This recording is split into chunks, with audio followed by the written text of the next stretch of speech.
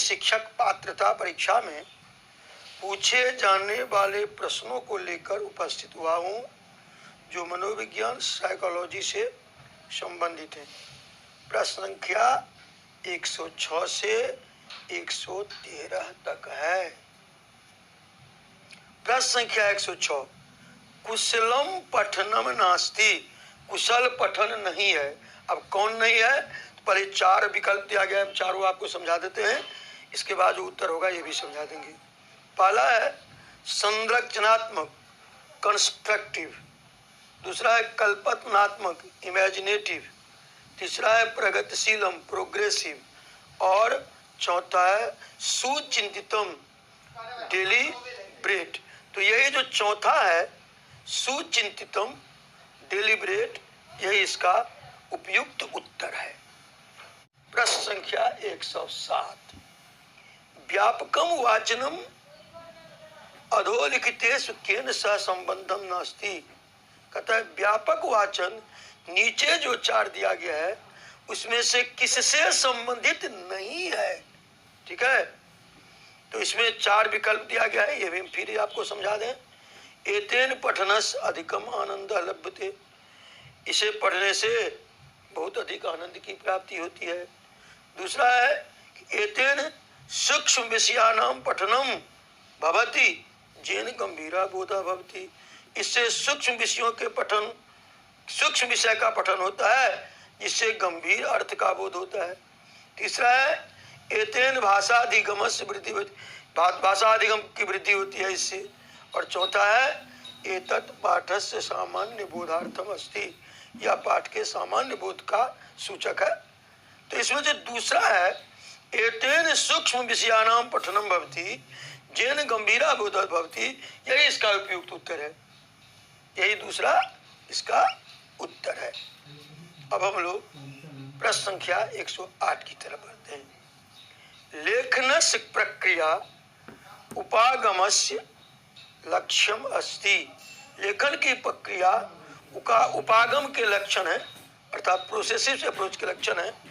इसमें भी 4 विकल्प दिया गया है, पहले चारों को हम लोग देख लेते हैं।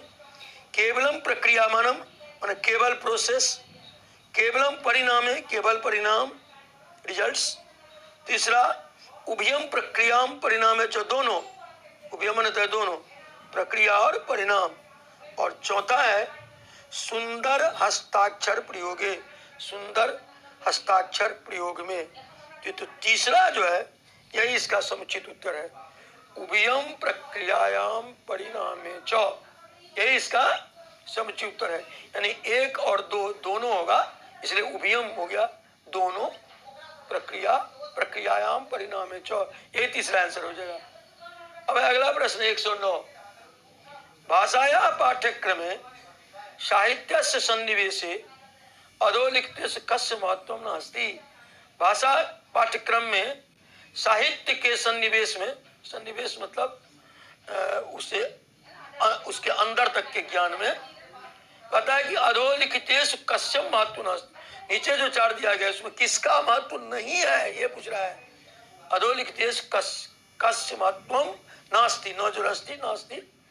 पहला देख लीजिए, एतत् केवलम श्रवण संभाषण भाषणे कौशले पोषयति, दूसरा है यह केवल सुनने की कला कौशल में वृद्धि करता है, पोषयति वृद्धि करता है, विकास करता है। दूसरा है एतत् विश्वसनीय सामग्री अस्ति, यह एकदम विश्वसनीय सामग्री है, ऑथेंटिक मटेरियल जिसको कहते हैं अंग्रेजी में। तीसरा एतत् अन्येवाम संस्कृतिम ज्ञातुम छात्राणाम साहाय्यं करोति, यह अन्य संस्कृति को जानने में छात्रों की सहायता करता है। और चौथा है कि व्यक्तिगताम प्रतिक्रियाम दातुम एतत् छात्राणां को सहायता, अपनी व्यक्तिगत प्रतिक्रिया देने में यह छात्रों को सहायता करता है। तो हम लोग जो पहला है पढ़े हैं एतत् केवलम श्रवण संभाषण कौशले पोषयति, ये इसका समुचित उत्तर है। पहला नंबर क्या है? पहला इसका समुचित उत्तर है। अब हम लोग 110 की तरफ बढ़ते हैं। ठीक है, 110वां प्रश्न है कि नेखु का उक्ति समीचीना अस्ति। नीचे जो 4 उक्तियां दी गई है, कहता है कि इसमें से उपयुक्त उक्ति कौन है, समीचीन सही उक्ति कौन सी है। पहला है कि विराम चिन्हानि वाक्यार्थ बोधे सहायम कुर्वन्ति। विराम चिन्ह वाक्य के अर्थ के बोध में सहायता करता है। दूसरा है कि वाक्यार्थ बोधे विराम चिन्हानाम कोपि प्रभाव नास्ति। वाक्य के अर्थ के बोध में विराम चिन्ह का कोई महत्व नहीं है, कोई प्रभाव नास्ति की कोई प्रभाव नहीं है, इसका कोई महत्व नहीं है। तीसरा है कि पाठस्य सौंदर्य वृद्धौ विराम चिन्हानाम सहायजम भवति। पाठ की सुंदरता की वृद्धि में विराम चिन्ह सहायता करता है। और चौथा है कि पाठस्य पठन समय विराम चिन्हानि प्रवाहे बाधाम उत्पादयति। पाठ के पठन के समय में विराम चिन्ह क्या करता है, पाठ में बाधा उत्पन्न करता है। तो पहला जो हम लोग पढ़े हैं, विराम चिन्हानि वाक्यार्थ बोधे सहायम कुर्वन्ति, यही इसका उत्तर है, यही होगा इसको पहला होगा इसका उत्तर। अब हम लोग 111 नंबर प्रश्न की तरफ बढ़ते हैं। छात्राणाम लेखनस्य आकलनम मुख्यतया ध्यानम ददाति। छात्रों का लेखन के आकलन में मुख्य रूप से ध्यान देता है। अब किस पर ध्यान देता है, तो 4 विकल्प है। देखिए, पहला है कि शुद्ध वर्तन्याम व्याकरण, शुद्ध वर्तनी और व्याकरण में, विचारानाम अभिव्यक्तो, विचारों की अभिव्यक्ति में, एक्सप्रेशन ऑफ आइडिया, विचारों की अभिव्यक्ति में।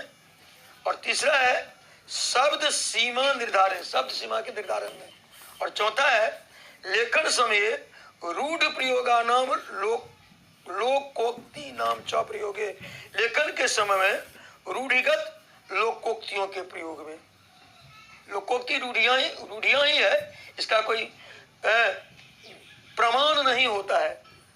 परंपरा से जो समाज में चली आती रहे रूढ़िगत बातें, उसी को लोकोक्ति कहते हैं, ठीक है ना। तो इसका कोई प्रामाणिकता दिखाई नहीं देती है, ठीक है। तो इसमें जो दूसरा है वही इसका उत्तर है, विचारानाम अभिव्यक्तो, विचारानाम अभिव्यक्तो। अब हम लोग 112 में प्रश्न की तरफ बढ़ते हैं। राष्ट्रीय पाठ्य चर्चा 2005 इत्यस्य मार्ग निर्देशक तत्वेषु अधोलिखितेषु कस्य समावेशनम नास्ति। कहते राष्ट्रीय पाठ्य चर्चा 205 ने कुछ मार्ग निर्देश दिया है, उसमें से कहता है कि कौन समावेशनम नास्ति, किसका समायोजन नहीं है। इस 4 में से देखिए इसका समायोजन नहीं है, नहीं बला में चिन्ह लगाना है। पहला है कि ज्ञानस विद्यालयाद वही जीवनेन सह संबंध स्थापनम। ज्ञान का विद्यालय से बाहर जीवन के साथ संबंध स्थापित करना। ज्ञान का संबंध केवल विद्यालय से नहीं होता है, बाहर से भी होता है। एक छोटे बच्चे से भी लोग कुछ सीखते हैं, एक वृक्ष से, नेचर से भी लोग सीखते हैं। हवा आती है, ये क्या संदेश हमें देती है कि हमें भी निरंतर अपने कर्तव्य पथ पर बढ़ते रहना चाहिए। जल की शीतलता हमें क्या संदेश देती है कि हमारे मनुष्य को भी मृदुभाषी होना चाहिए, दयालु होना चाहिए। अनेक प्रकृति की सारी चीजें प्रेरणास्पद है, मोटिवेटेड है, हम लोग के लिए इंस्पायरेबल है। उसे अपने जीवन में उसे इंस्पिरेशन मिलता है, प्रेरणा मिलती है इससे, ठीक है। इसके बाद देखिए दूसरा है कि कंठस्थीकरण पद्धति अधिगमस्य पृथक्करणम। कंठस्थी पद्धति मन होता है याद करने की पद्धति में, नहीं लोग कर लेते, बच्चा सब श्लोक का श्लोक याद कर लेता है, पाठ का उस याद करने की पद्धति की जानकारी को अलग करने में, पृथक्करण माने अलग करने में। और तीसरा है कि पाठ्यक्रम पाठ पुस्तक केंद्रितम स्यात्। पाठ्यक्रम पाठ्य पुस्तक पर ही केंद्रित है, ठीक है। और चौथा है कि परीक्षा नाम तन्यता स्थापनम तथा च कक्षा जीवने तासाम समाकलनम। परीक्षा में तन्मयता माने एकाग्रचित्तता, जिसको कहते हैं कंसंट्रेशन, स्थापित करने में, और वर्ग जीवन में, कक्षा जीवन में उसको समायोजित करने में। अब उत्तर होगा तीसरा, क्या होगा कि पाठ्यक्रम पाठ्य पुस्तक केंद्रितम स्यात्, यही होगा इसका उत्तर। ठीक है, और अंतिम प्रश्न की तरफ अब हम लोग बढ़ते हैं। ठीक है, 113वां, जेन वस्तु स्थिते शब्देन चित्रम क्रियते यथा, जिस वस्तु स्थिति में शब्द से चित्रण किया जाता है, जैसे किम अभवत, क्या हुआ, कदा अभवत, कब हुआ, कुत्र अभवत, कहाँ हुआ, कार्यकलापस्य उद्दीपने किम आसीत, कार्यकलाप के उद्दीपन में क्या था, तथा च और कार्यस्य अंतः कथम अभवत, काम अंदर से कैसे था, इत्यादि तदस्ति, इत्यादि वे सब हैं। अभी इसमें भी 4 विकल्प दिया गया है, देख लीजिए।